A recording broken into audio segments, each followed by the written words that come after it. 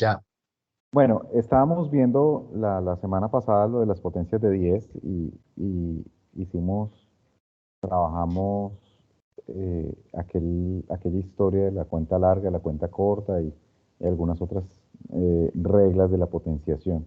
Hoy voy a continuar con potencias de 10, pero como adicional a lo de las potencias de 10, quiero hablarles de esa parte de la separación decimal, porque a veces uno coge un, un archivo plano eh, de alguna base de datos, por ejemplo, que lo exporte y empieza a trabajar con él y a veces se encuentra, lo pega en Excel y a veces se encuentra ciertas dificultades, que uno suma dos números y le da numeral, valor numeral, y uno dice, pucha, ¿qué pasó? Entonces empiezan a haber algunos problemitas allí con el Excel, que seguramente en algún momento Carl nos puede hablar un poco más de eso, pero eh, este asunto de los decimales es importante porque realmente hay que ser cuidadoso cuando se manejan datos eh, entre las configuraciones de Windows, del Excel y donde uno está trabajando o de donde vienen los datos.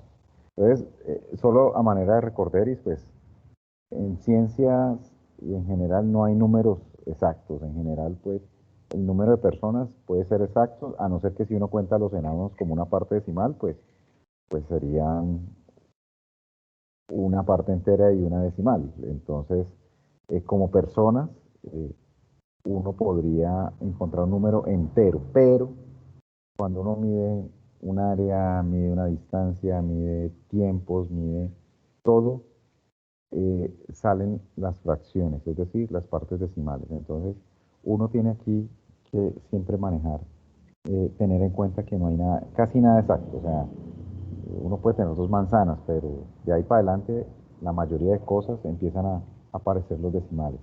Inclusive, ustedes recuerdan, el día no es exacto, el día son 23 horas, 59 minutos y unos segundos, no son 24 horas exactas.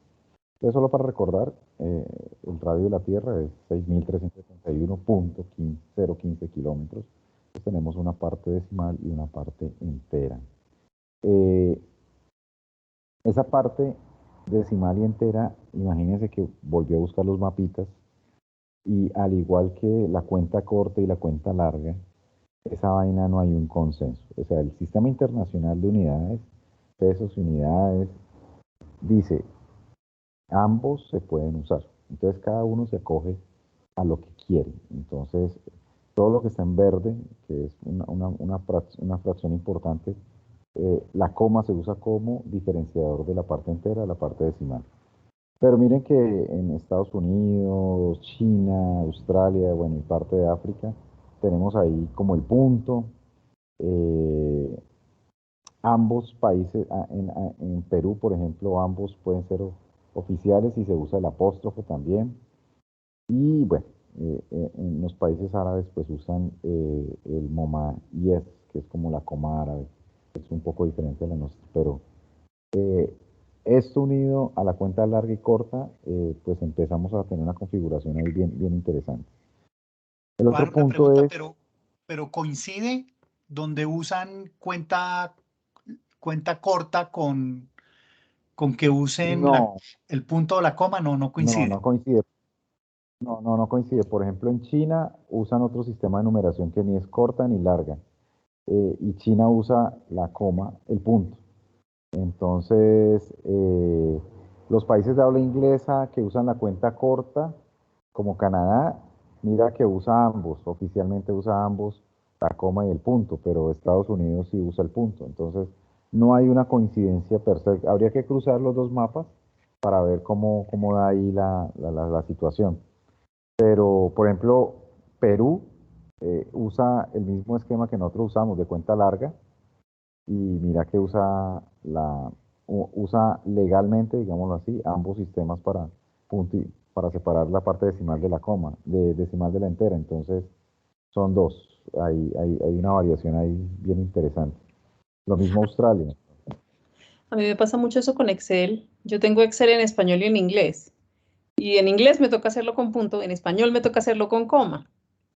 Correcto, correcto. Entonces, eso es un enredo, porque yo a veces he exportado datos y vienen en punto y cuando los cuando los transformo, cuando le doy, que eso me lo puede enseñar Carl, que uno coge una lista de datos de texto y uno los puede convertir a numéricos por las columnas.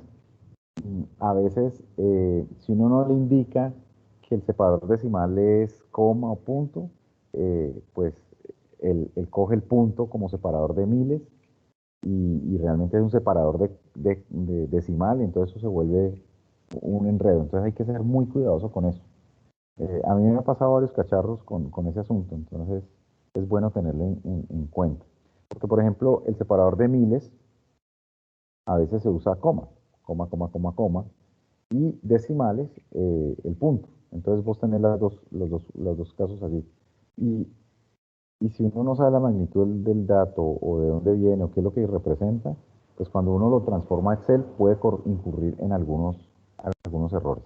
Entonces, yo recuerdo que el archivo que trajo Jorge Iván sobre los asteroides para calcular, creo que era la masa del cinturón de asteroides, la primera vez que lo copié, tuve ese problema.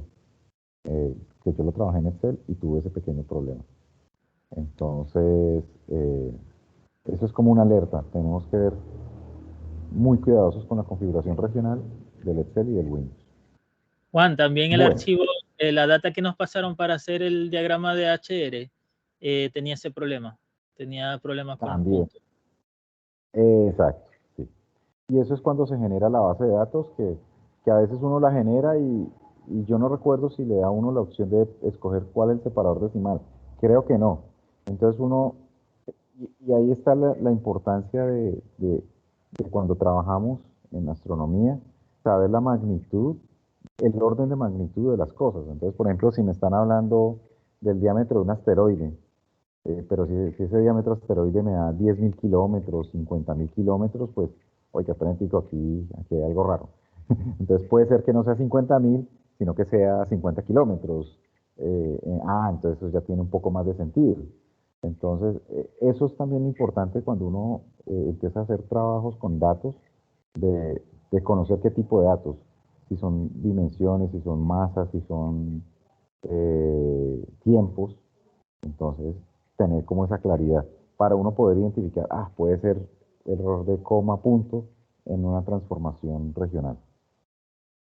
Bueno, el otro punto que traía aquí es simplemente recordar cómo se hace para expresar números pequeños. Ya lo sabemos de la clase, de la ñoñada de la semana pasada, en el cual los números muy grandes, cuando expresamos 10 a la 4, es 10 por 10 por 10 por 10.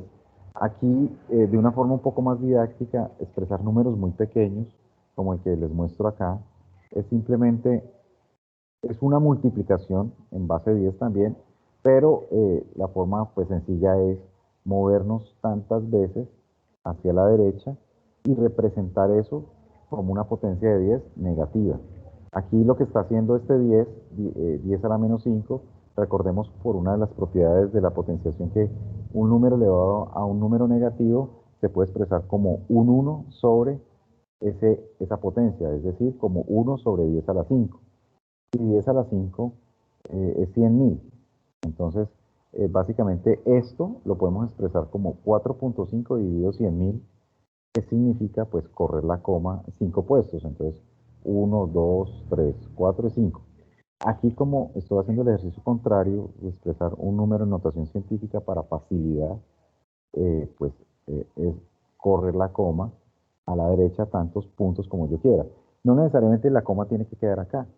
Yo puedo expresarlo y poner la coma acá, donde estoy señalando con el mouse. Entonces puedo decir 45 por 10 a la menos 6, que es exactamente lo mismo. O si quisiera, pues no es tan común, no se usa tanto, pues yo podría decir punto 45 por 10 a la menos 4. Matemáticamente es viable, pero lo normal es que uno exprese en notación científica una parte entera y decimal por 10 a la menos algo, pero sin expresar un decimal con una notación científica, es poco común, no lo he visto. Entonces, la clave está en esto. Esto es una propiedad de la potenciación y de forma didáctica es moverse tantos ceros y ahí sí toca contar. Y, a veces se vuelve un poco dispendioso, pero es bueno contar con la punta del lápiz, empezar 1, 2, 3, 4, 5. El Excel lo hace automáticamente. Uno señala este número, va a propiedades de número y le dice exprésemelo en notación científica. Y él lo expresa. Simplemente como recordación de todo este proceso, porque el Excel no salva la vida, pero entender qué es lo que está pasando acá.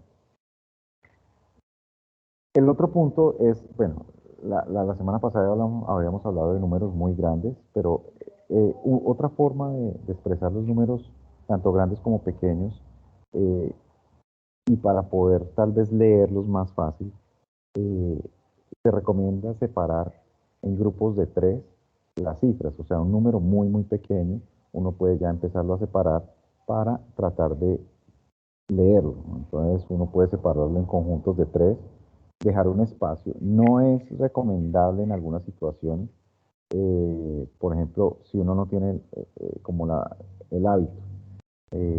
Uno tiene que estar consciente de que lo está haciendo a propósito, porque no todo el mundo lo hace.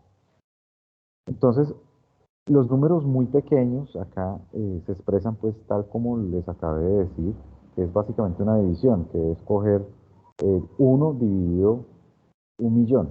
Básicamente 1.000.000, ya sabemos que es 10 a la 6, que es este mismo, el prefijo es mega, pero básicamente aquí en vez de multiplicar al 1, estamos dividiendo y por eso para uno no siempre expresar esta columna acá de números pequeños como una fracción que sea 1 sobre 10, 1 sobre 100, 1 sobre 1000, etcétera, 1 sobre 1.000.000, pues la notación científica en términos de exponentes, pues nos la pone más sencillo.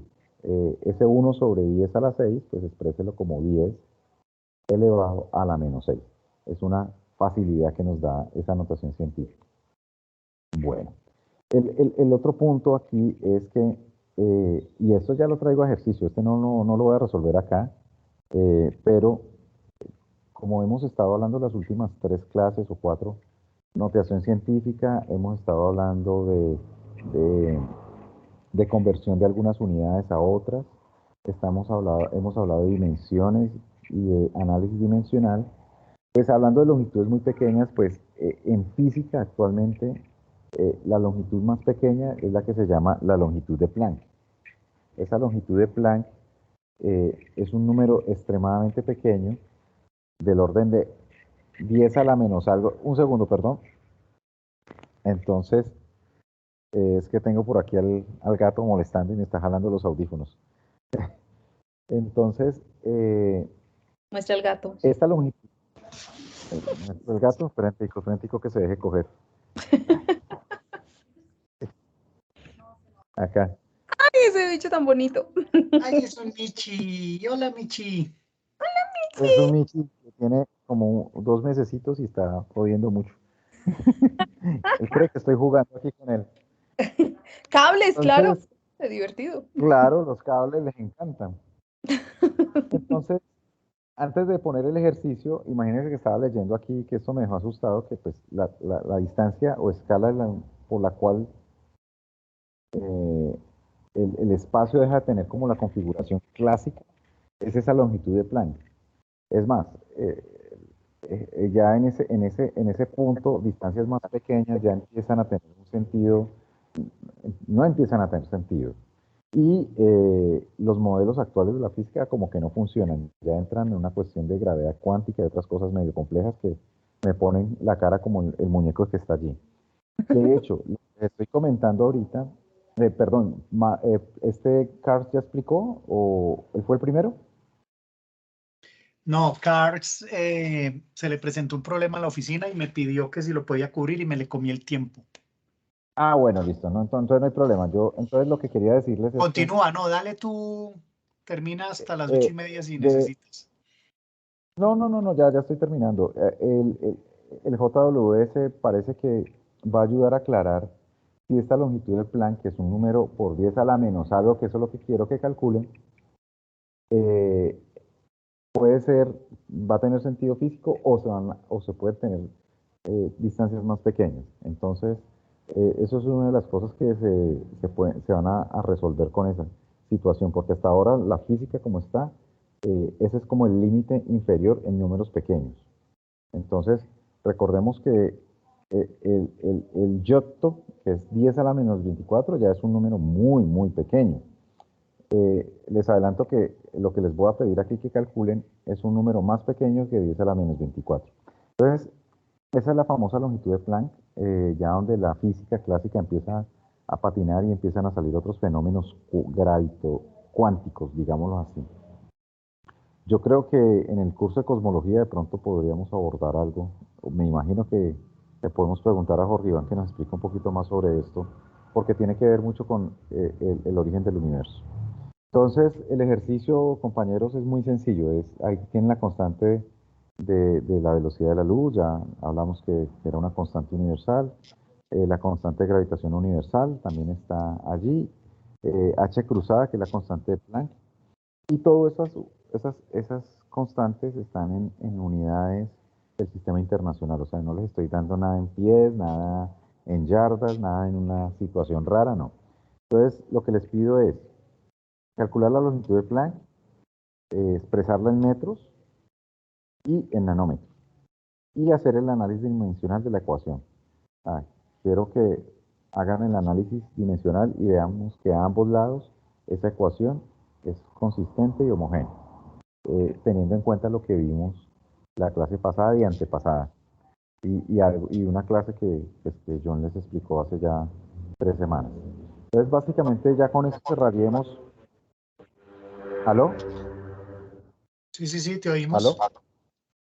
¿Se te escucha? ¿Alguien estaba hablando? Sí, pensé que alguien me estaba preguntando algo. Ya con esto terminaríamos lo que es lo de notación científica y lo de ecuaciones dimensionales y homogéneas. Ya la próxima vamos a entrar al mundo de los logaritmos, que eso es vamos a sacarle como unos 15 o 20 minuticos más para hablar un poquito más en detalle sobre algunas propiedades más en profundidad y